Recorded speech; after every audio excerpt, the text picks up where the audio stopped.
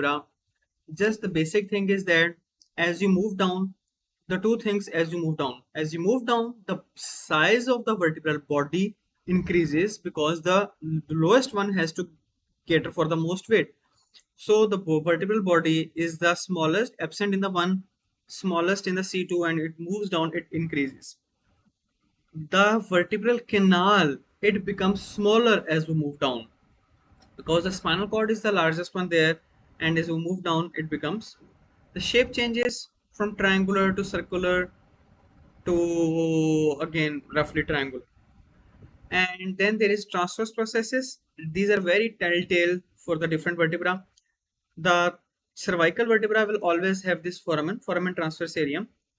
The cervical vertebra usually have, except for the last two atypical ones, there is this articular facets and the ribs in front of them. All 12 of them have rib in front of them, and the lumbar one have neither.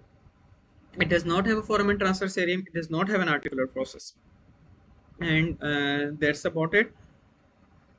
Let's talk about the neck. So when we are talking about the neck, what exactly region we are defining? So